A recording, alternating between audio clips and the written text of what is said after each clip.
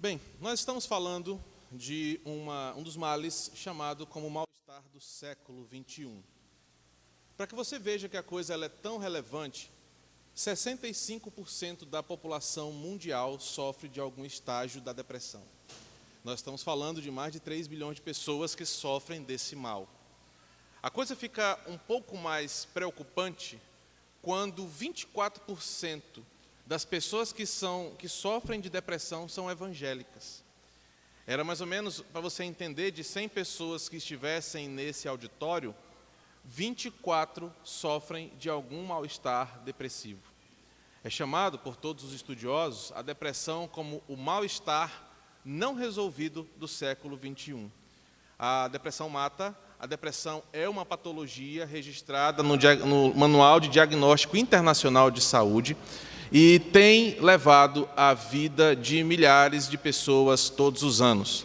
Estima-se que por dia morram 1.500 pessoas pela depressão que é levada ao suicídio. Então, quando nós falamos sobre um mal como esse, a depressão, nós estamos falando de uma doença que atinge pessoas normais como eu e você. E nós vamos perceber ao longo dessa palestra que o povo evangélico, ele sofre com a depressão por causa de um pensamento contrário à ciência, fruto da renovação carismática na década de 70, que implantou na cabeça dos crentes que ciência e fé não caminham juntas, que são opostas. Então, possivelmente, você já ouviu alguém falar assim: eu não vou em psicólogo, meu psicólogo é Jesus. E são essas pessoas que, infelizmente, fazem parte, na maioria das vezes, desse 24% da população mundial que se diz evangélica, que sofre de depressão. Mas sobre o que nós estamos falando? A depressão ela é uma doença que nós chamamos de adaptada, acarretada, de assimilada. Existe uma corrente que fala que há uma predisposição genética para a melancolia. Mas dentro desse quadro geral, essa porcentagem não é tão significante quanto a depressão adquirida pelos fatores externos. Estamos dizendo que a depressão ela é adquirida. Ela é como se fosse uma cola que pega na sua vida psíquica e uma vez que ela contamina você, ela cola e você tem muita dificuldade para soltar a depressão da sua vida. Mas, se ela é adquirida, nós precisamos saber quem coloca essa depressão no mundo. Talvez você possa logo culpar o coitado do Satanás. Então é o diabo que coloca a depressão na pessoa. Embora haja uma influência maligna em torturar, em massacrar a pessoa que já sofre de um estágio depressivo, nós precisamos afirmar que o mundo, como nós o conhecemos, ele é a fonte de toda depressão no mundo. O mundo enquanto sistema, o mundo enquanto modo de viver que nós estamos inseridos, ele é a fonte de toda a depressão que nós conhecemos. Isso se dá porque no cenário do mundo contemporâneo, o homem moderno ele mudou. No início do século XX, final do século XIX, o homem era medido pelo que ele tinha. As pessoas eram avaliadas pelas posses que ela tinha. Então, se nós estamos falando do final do século XIX, início do século XX, quanto mais terras você tinha, quanto mais dinheiro no banco você tinha, mais você valia para as pessoas. Melhor você era tratado, melhor você era valorizado pelas posses que você tinha. Mas a coisa mudou ao longo do século XX, principalmente da década de 80 para cá, quando a internet, quando a vida social, midiática, tomou conta do mundo. Hoje, não vale tanto quem tem, mas vale mais quem aparenta ter.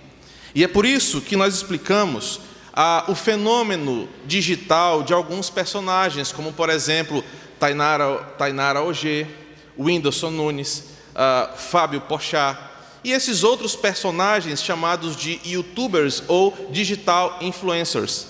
São pessoas que não precisam ter posses para serem valorizadas, para serem admiradas. Elas precisam estar na mídia, elas precisam aparecer, elas precisam ser vistas, terem likes, serem curtidas. Logo, o homem moderno, ele não vive mais no desejo de ter, ele vive no desejo agora de aparecer, de ser visto, de ser notado. Isso não é apenas uma teoria, foi feita uma pesquisa ano passado por uma universidade paulista sobre o perfil do jovem. Antigamente, o sonho de qualquer pai era que o filho passasse num concurso. Todo jovem, na década de 70, 80, sonhava em passar um concurso, porque sinônimo de concurso era uma estabilidade financeira. Essa enquete, essa pesquisa feita com 1.000 jovens, mostrou que o desejo do jovem hoje não é mais concurso público. O desejo desses jovens é se tornarem famosos, é se tornarem digital influencers, é terem um canal do YouTube com muitos likes. Porque a estabilidade que o concurso dá, segundo eles, o torna uma pessoa medíocre, que não é vista, que apenas vive uma vida inteira fazendo a mesma coisa. Mas como alguém que é visto como um youtuber, você se torna famoso, sai do luxo ao lixo, do lixo ao luxo, como por exemplo vários personagens que nós conhecemos. O mundo que nós vivemos hoje, ele é por muitos chamado de a sociedade do espetáculo. A prova disso, que talvez nós passamos por isso no nosso cotidiano, é que quando você vai para um restaurante bom, um coco bambu da vida, não sei se eu, pelo menos não considero tão bom, mas um coco bambu da vida, você faz questão de postar a foto do prato, a melhor iluminação, o melhor ângulo, porque você quer que as pessoas vejam como você come bem. Se você vai para uma festa, você paga caro por uma maquiagem, você faz questão de tirar uma foto com a melhor luz para mostrar a tua maquiagem. Se você faz uma viagem, os teus registros não são mais para você, mas são para os outros. É para alimentar o teu Instagram, para alimentar o teu Facebook. Por que você faz isso? Porque você também quer ser visto, você quer ser notado, você quer que as pessoas vejam que você é uma pessoa feliz, que come bem, que passeia bem. Mas ninguém posta foto da sardinha com farinha que almoça ao longo da semana. Ninguém posta foto do terminal da Praia Grande lotado, pegando o ônibus espremido na porta. Ninguém posta foto acordando com a cara amassada, o cabelo todo avassourado, porque isso não dá likes. Por que isso acontece? Porque nós vivemos a sociedade do espetáculo. Nós queremos que as pessoas nos admirem e tenham a impressão de que nós somos felizes, que vivemos uma boa vida, que somos o tempo inteiro sem problemas. Um grande cientista social chamado Zygmunt Bauman diz que nós vivemos uma sociedade plastificada.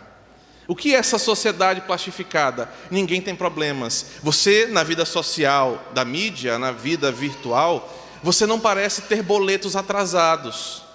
Você não parece ter pouco dinheiro na carteira, porque você só posta as melhores fotos das melhores coisas que você faz. Então, o mundo, nessa conjuntura, sendo uma sociedade do espetáculo, ele se torna ao mesmo tempo midiático, mas se torna ao mesmo tempo muito cruel. Porque as relações interpessoais contemporâneas das pessoas que nós conhecemos adquiriram novas formas de configuração. Hoje, as pessoas não casam por amor. Hoje, as pessoas não namoram com propósito, não noivam com sentimento e com propósito na vida. As pessoas, elas olham umas para as outras como produtos de consumo. As relações não são mais chamadas de relações de aliança, mas são chamadas de relação de consumo. Daí o alto índice de divórcio, daí o alto índice de jovens que não querem compromisso, porque uma vez que a relação é de consumo, que serve para me projetar, quando você não me serve mais, porque você é um produto que eu estou consumindo, quando aparece algo melhor no mercado, eu abro mão de você muito fácil para querer uma outra coisa.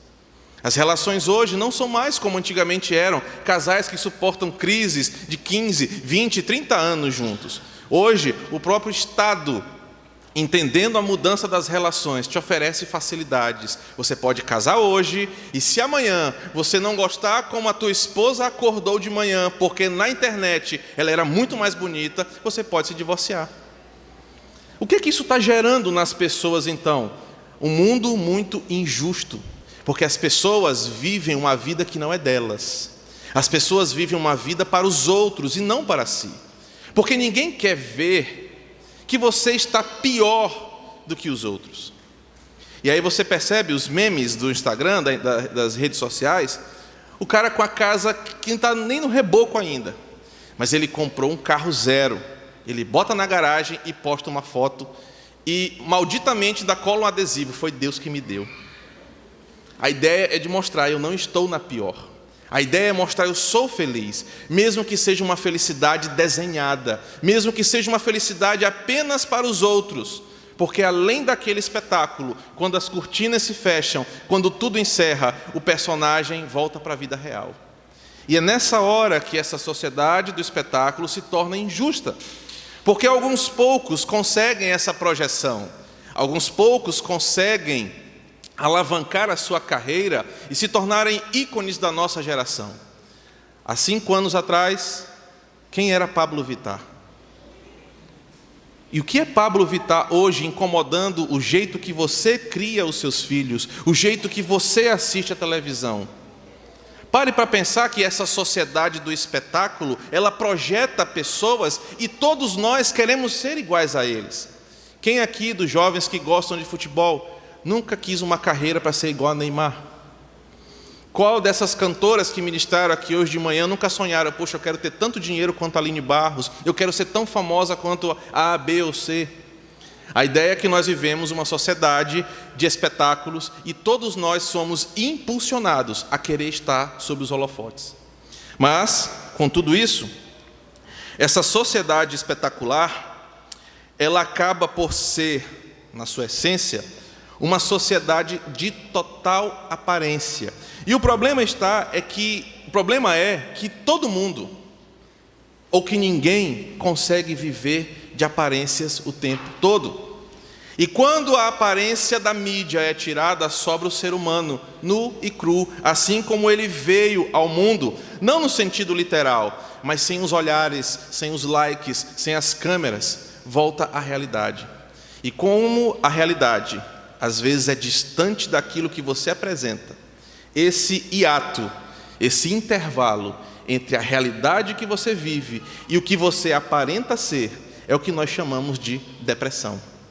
Porque você vive almejando uma coisa que você não consegue alimentar. E esse alimento que você oferece de uma vida falsa te gera desconfortos psíquicos, porque eles vão apresentar para você que no final das contas você não é nem o que você acha que você é.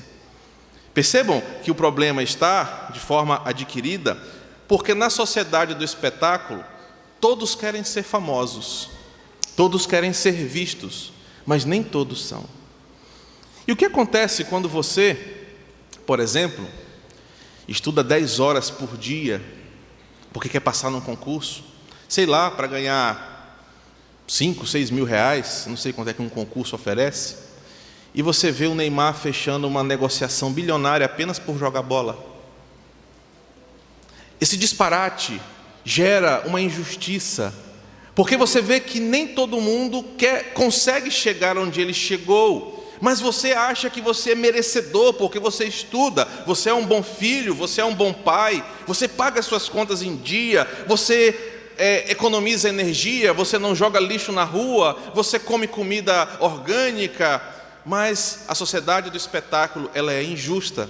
E esse sentimento que gera no teu coração de desejar tanto ser famoso, mas não conseguir ser, de desejar tanto ser visto, admirado, ser aceito pelas pessoas, ser reconhecido quando você chega nos lugares, mas que nunca acontece, é o que nós chamamos de depressão nos dias modernos.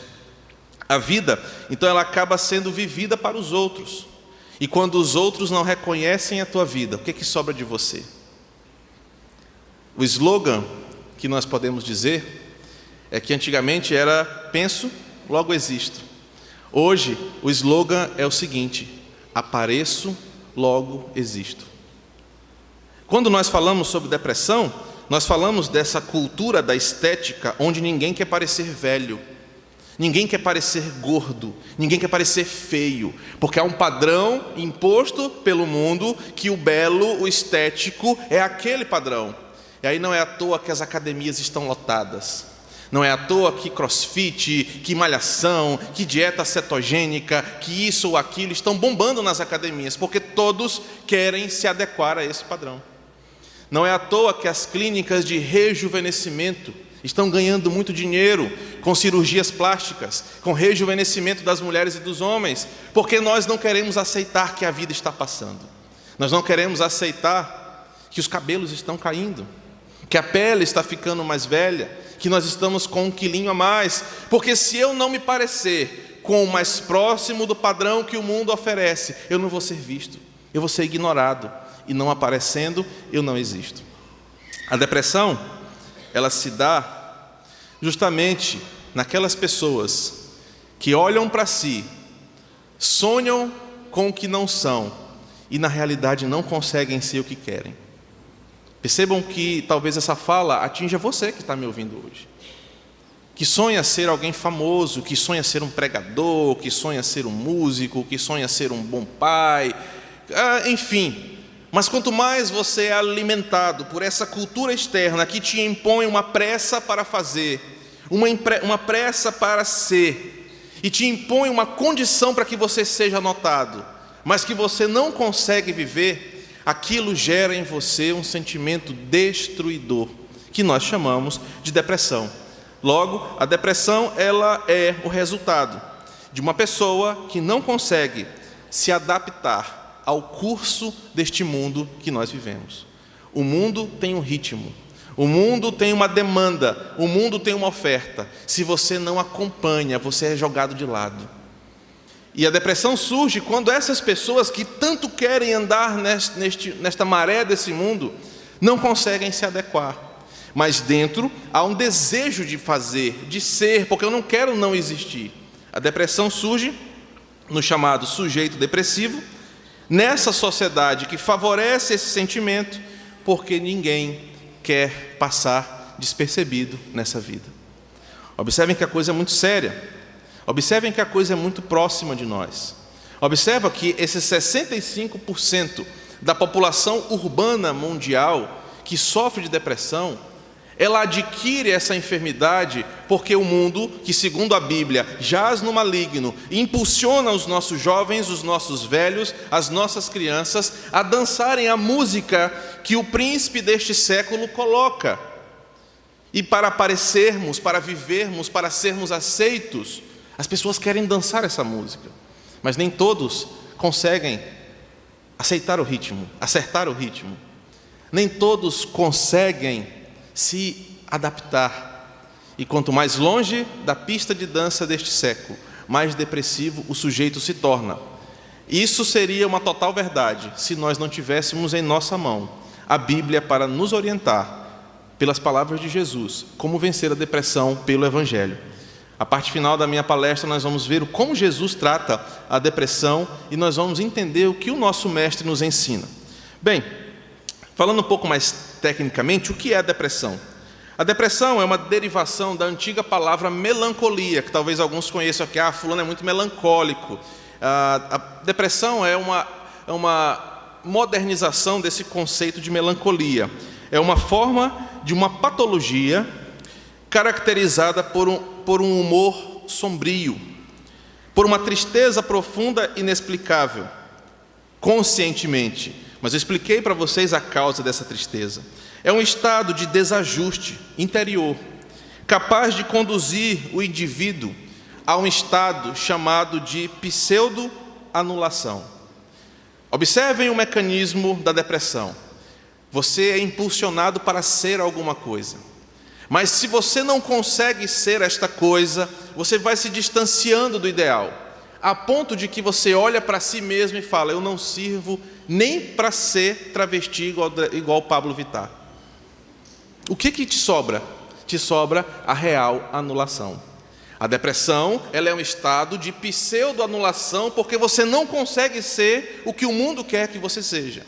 É a pseudo-anulação. Quanto mais você se vê gordo enquanto os outros estão sarados, quanto mais você se vê feio enquanto os outros são bonitos, você vai se anulando. A tristeza vai tomando conta de você. Você começa a sair menos. Você não quer mais aparecer porque você vai ser ridicularizado. Você começa a não aceitar que as pessoas falem com você, porque na sua cabeça elas vão falar para te humilhar. A pseudo-anulação da depressão, quando ela vai contaminando e contagiando o indivíduo, ela leva à real anulação. Isso é o suicídio. O suicídio é uma consequência de um sujeito depressivo. Ninguém, nesse sentido, eu não quero ser generalista, o suicídio não é um acaso. Nenhum suicida se mata por acaso. Todo suicida tem toda uma trajetória, e a trajetória sempre é impulsionada pelo estado depressivo do sujeito. Ninguém que está totalmente resolvido, e a palavra resolvido aqui não é adaptada ao que este mundo quer, resolvido consigo mesmo. Eu, por exemplo, sou um gordinho resolvido, graças a Deus. Não fico lutando contra a balança e nem gastando meu dinheiro com a academia. Fiz meus exames, o médico falou, cara, tu tá bonitão, continua assim. Sou bem resolvido. Mas a pessoa ela não consegue se resolver com os seus problemas, com as suas formas, com os seus objetivos. Ela passa para um estágio de real anulação. Essa é a trajetória que eu vou explicar mais à frente sobre o suicídio. Mas a depressão, como sendo uma pseudo-anulação, leva à real anulação do eu, chamada de suicídio, e por manifestação de um medo. Um medo que o depressivo não sabe explicar, porque ele não entende, mas as ciências nos apontam que o medo do depressivo é ser ridicularizado, é não ser aceito, é ser expulso do seu círculo social. Então, para que as pessoas não façam isso por ele, ele mesmo se faz. Ele mesmo assume aquela postura mais retraída, mais isolada, porque ele isolado, ele não é uma vergonha nem para ele, nem para os outros. Por isso que o depressivo tem aquela tendência de ter um humor sombrio, de não mostrar o rosto. Geralmente as mulheres, quando estão no estágio avançado de depressão, elas cobrem o seu rosto o máximo possível com os cabelos, porque o depressivo não quer que as pessoas o vejam como um indivíduo. Há uma opção caricaturizada pelo preto, porque o preto reflete o humor sombrio. Daí que vem a caricatura dos góticos, dos emocores, das pessoas que vestem preto, para dar a ideia de que nós somos sombrios, um humor sombrio que vem da melancolia. O depressivo também, em termos mais populares, ele procura uma autoaniquilação do sistema. Ele só quer não ser notado, porque ele é tão infeliz, ele é tão incapaz, ele não consegue ser o que as pessoas desse mundo querem que ele seja, que ele deseja a autoaniquilação. Ele perde os seus ideais, porque ele não consegue alcançar o ideal. Ele desiste de lutar pelos seus objetivos e pelas suas expectativas. Ele deixa de viver. Ele passa apenas a existir. Ele não vive mais porque a vida que o mundo oferece, ele percebe que é inalcançável.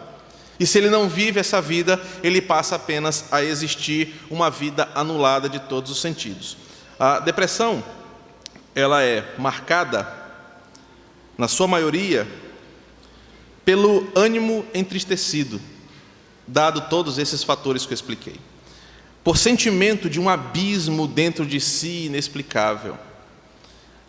Em alguns pacientes, a taquicardia, a palpitação, a perda da fala também são manifestas.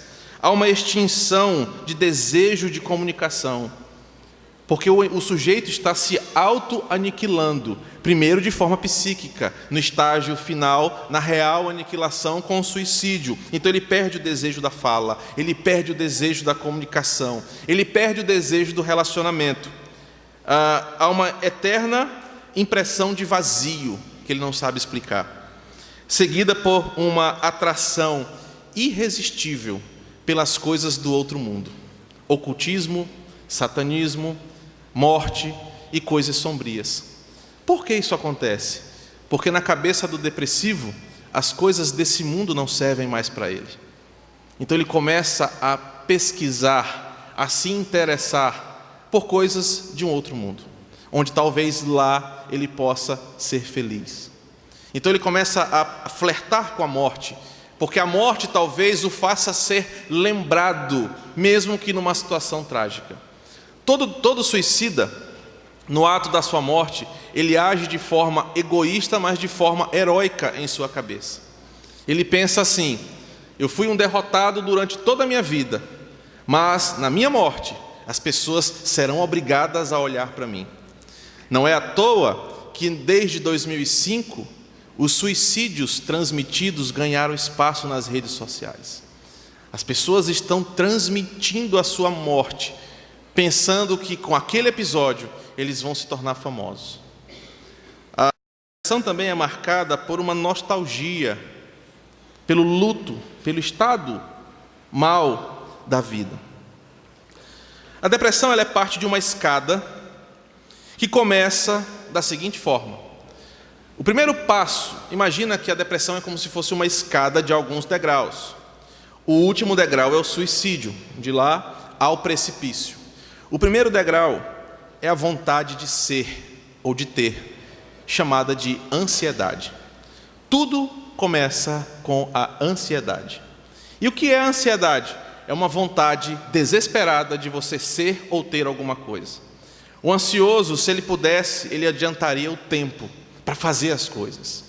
O ansioso é aquela pessoa que não consegue deixar o tempo ser o tempo. Ele quer fazer as coisas logo, ele não consegue esperar, porque a vontade dele é de ser e de ter o mais rápido possível. Só que quando o ansioso percebe que ele não consegue ser ou não consegue ter o que ele tanto almeja, porque ele não consegue acelerar o fluxo dessa vida, o segundo degrau é chamado de angústia. A angústia, ela é o reconhecimento da impossibilidade de ser ou de ter.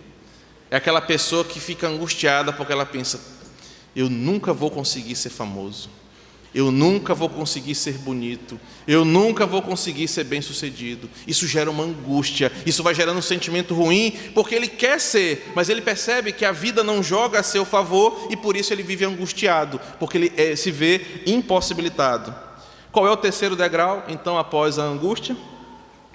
É o reconhecimento de que ele é tão fracassado que o fracasso só depende dele.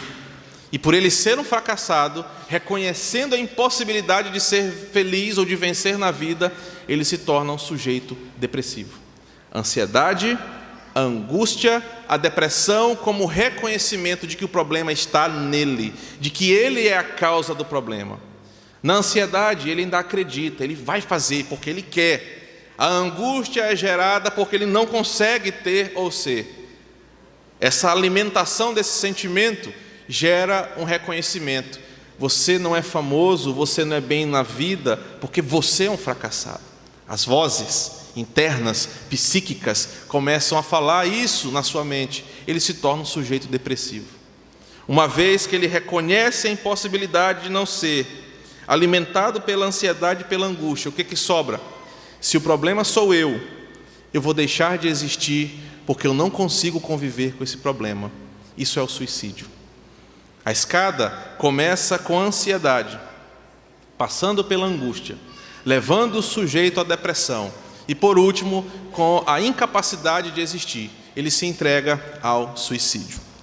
No mundo, cerca de 815 mil pessoas, 815 mil pessoas, quase uma cidade de São Luís há um tempo atrás. Hoje nós somos, acho que quase 2 milhões de pessoas, talvez eu não estou certo. Cometem suicídio todos os anos. Uma média de 1.500 pessoas se matam na América por dia, motivados por estados maníacos depressivos. China, Índia, Japão e Estados Unidos lideram esse ranking.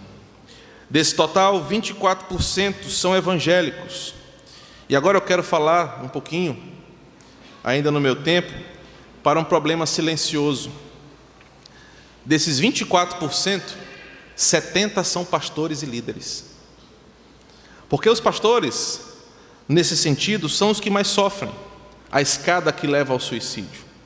Porque eles desejam ser bons pregadores, pastores famosos, terem um bom rebanho, e às vezes percebem que não depende do seu esforço.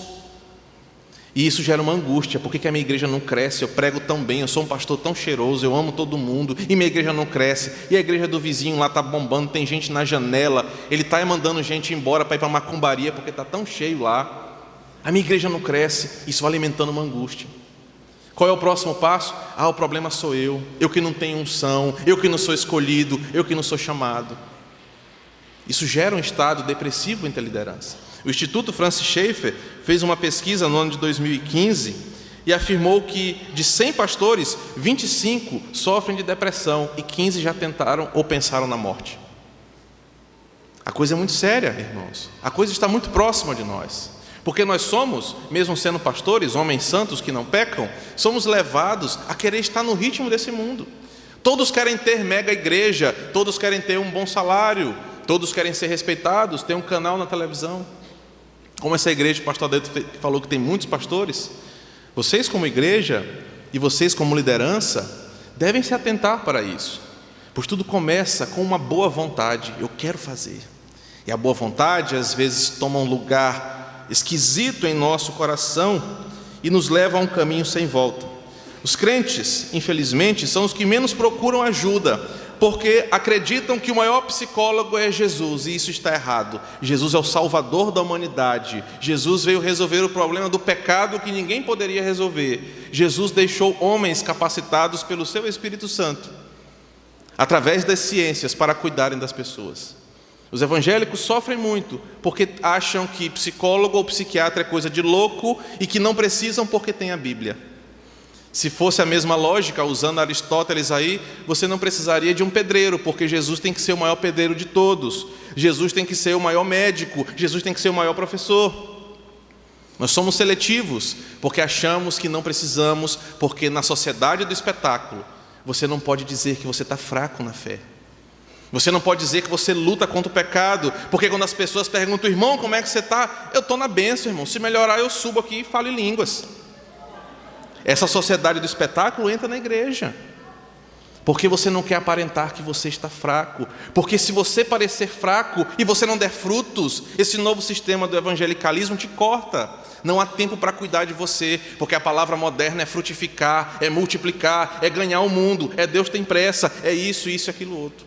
Os crentes não param mais para se cuidar. Os crentes não se amam a ponto de parar as suas atividades para cuidar da ovelha ferida. Por isso que nos evangélicos, muitos sofrem de depressão e às vezes sofrem calados. Só sabemos da notícia quando alguém liga e fala, o irmão fulano acabou de se matar. A depressão e o suicídio são algo muito sério, que precisa ser analisado pela igreja evangélica. E qual é a forma de tratamento? Nós comumente usamos medicamentos que tratam da ansiedade e da angústia, os chamados de psicotrópicos, remédios receitados pelo médico psiquiatra, que ajudam no equilíbrio dos neurotransmissores associados a uma abordagem terapêutica. O remédio controla o sintoma, tira aquele humor negro, tira aquela vontade de não existir, te coloca um pouco mais social e quebra aquela crosta que te impede de viver. A abordagem do profissional equilibra essas tuas angústias, trata desses traumas e te coloca de frente com a sutileza do problema, levando você a uma resposta saudável. O tratamento da depressão, por ela ser uma doença, deve ser única e exclusivamente acompanhado por um profissional ou por uma rede de profissionais. Eu quero finalizar, ainda no meu tempo, fazendo um alerta para esta igreja, uma vez que convidaram um profissional da área para falar sobre isso, mas também pastor. A depressão, ela deve ser olhada com esse olhar que nós apresentamos hoje. Algo sério, algo real, algo próximo de nós, algo muito palpável, que eu e você podemos cair se não estivermos antenados nas armadilhas que esse mundo nos oferece. Mas como cristãos, o nosso Deus não nos deixa desamparados. O nosso Deus não nos deixa sem uma referência para que nós possamos nos prevenir, para que não cheguemos ao extremo do suicídio. Se você lembrar, em Mateus capítulo 6, dos versos 25 ao 34, Jesus vai falar sobre o primeiro problema que leva ao suicídio. Não andeis ansiosos. Vamos ler esse texto? Mateus capítulo 6, versos 25 ao 34.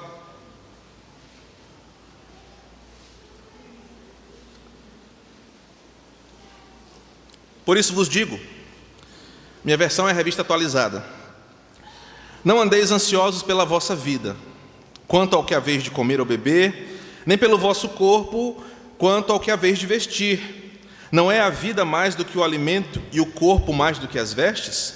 Observai as aves do céu, não semeiam, não colhem, não ajuntam em celeiros, contudo, vosso Pai Celeste as sustenta.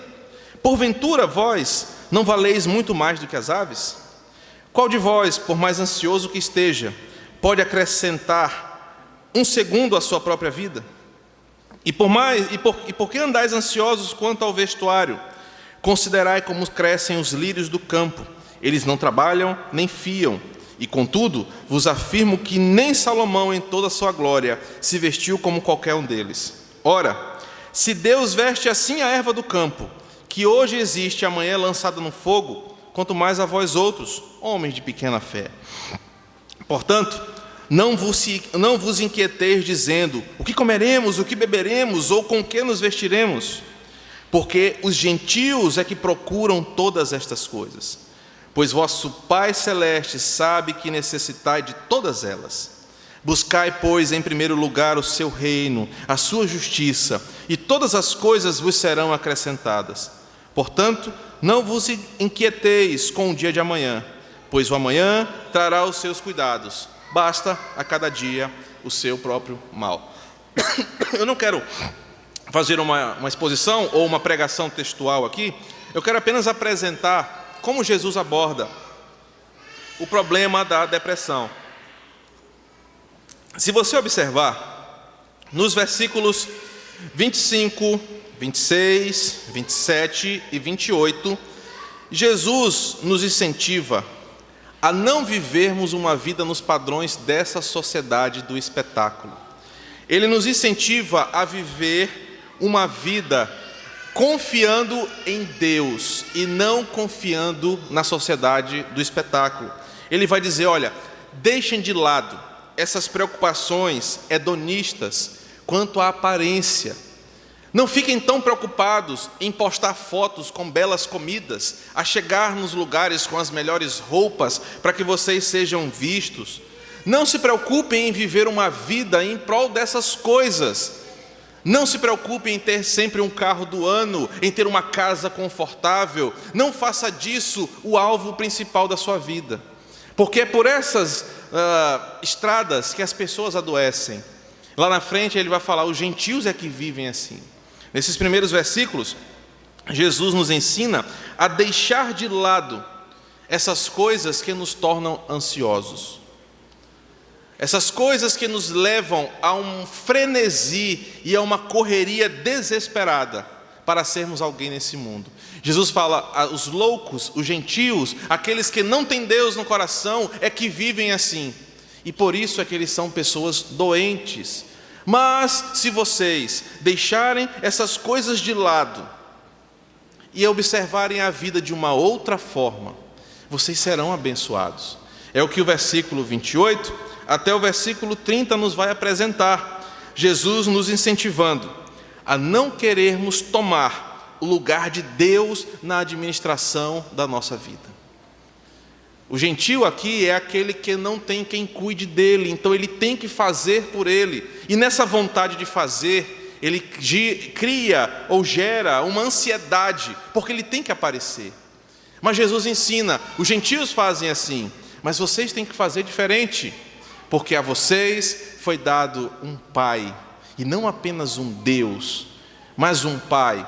Os gentios aqui tinham as suas divindades, os gentios aqui tinham as suas religiões, mas Jesus apresenta Deus de uma nova forma. Jesus apresenta Deus como um Pai que cuida de todos os seus filhos de forma maravilhosa.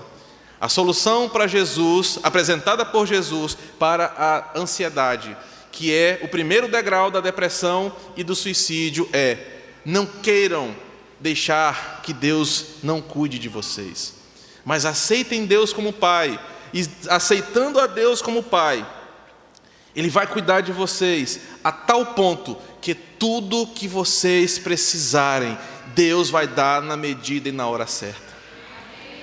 O segredo da ansiedade, então, é uma vida de gratidão.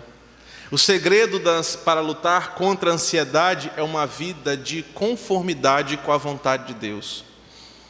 Se você tem um carro velho, todo fumaçado, que não tem ar-condicionado, que só funciona a seta por um lado, que os pneus estão mais careca do que o pastor Eliezer, é a vontade de Deus para você. O mundo é que vai dizer, irmão, você tem que ter um carro melhor, você é cabeça e não cauda, você tem que comprar uma SW4. O mundo vai gerar isso no teu coração, mas se você confia que Deus é o teu Pai e você tem um carro velho, é porque o teu Pai está dizendo, você só está pronto para ter isso por enquanto. Na hora certa e no meu tempo eu vou te abençoar com outra coisa. Jesus está ensinando aqueles homens, são seus discípulos, a não ficarem desesperados na sociedade do espetáculo, mas viverem em gratidão e conformidade com o cuidado de Deus. E quando eu falo sobre o cuidado de Deus, Jesus vai apresentar aqui, porque nos versículos 33 e 34, ele vai dizer o seguinte: busquem segurança em depositar na mão de Deus o cuidado da vida de vocês. Meu irmão, se hoje o teu almoço foi meia lata de sardinha com farinha de puba, Deus continua sendo um Deus abençoador na tua vida. Mas se você almoçou hoje lá no Cabana do Sol, sei lá, um outro bom restaurante aqui em São Luís, e comeu à vontade, na beira da praia, ou num bom restaurante, Deus continua sendo Deus. Não é porque Ele te deu farinha e meia lata de sardinha que você não vai adorá-lo e agradecer a Ele. Não é porque você não tem carro e vem de ônibus para a igreja que você é menos abençoado do que aquele irmão que todo ano troca de carro. Deus é o mesmo Pai que cuida dos seus filhos de forma individual, mas Paulo diz, todas as coisas cooperam para o bem daqueles que amam a Deus. Jesus incentiva os seus ouvintes a acalmarem o seu coração e não ficarem obcecados por essa vida que leva as pessoas à morte. Esse mundo jaz no maligno. Não adianta a igreja orar, porque as coisas tendem a piorar neste mundo. O mundo só não é pior pela presença da luz que é a igreja, mas fora ela tudo é trevas. E a Bíblia fala que este mundo jaz no maligno, e o que o diabo mais sabe fazer é colocar os seus valores para serem vividos nesse mundo. Quer uma prova disso? Liga a TV Globo na sua casa.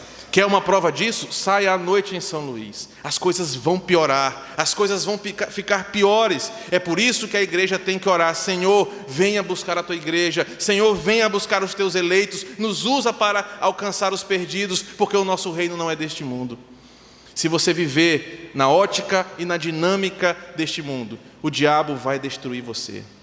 O diabo vai te levar para o fundo do poço. E Jesus ensina aos seus discípulos: descansem em Deus, confiem no Pai, descansem nele e não inquietem os seus corações, porque a cada novo dia, Deus abençoa os seus filhos com aquilo que Ele quer.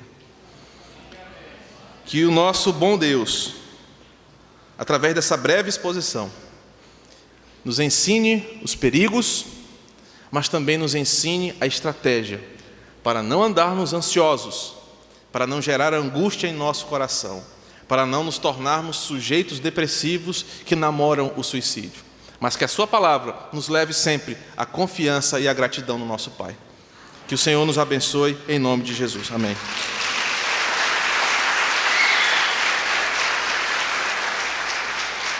Vamos orar. Feche os seus olhos. Senhor, graças te damos pela Tua palavra, que tem todo o poder. Obrigado porque é da Tua palavra que emana a vida que precisamos. Obrigado porque é a Tua palavra que nos traz o alimento que nutre a nossa alma e a nossa fé. Obrigado porque no momento em que compartilhamos a Tua palavra, essa palavra gera vida em nós e pode levantar do pó o desfalecido, pode tratar o coração ferido, pode trazer alegria onde hoje há luto e choro.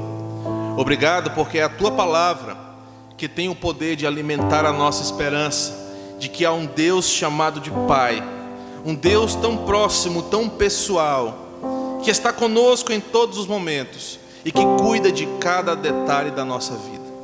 Que a palavra de hoje não nos permita andar ansiosos, a viver no fluxo desse mundo, mas nos ensine a descansar no Senhor, a esperar em Ti, a confiar na Tua provisão e na Tua boa mão, para sermos de fato abençoados. Obrigado por esse momento, e que essa igreja seja edificada por essa palavra que vem do alto, do Senhor, para a honra e glória somente do Teu santo nome. Em Cristo nós oramos. Amém. Amém. Glória a Deus.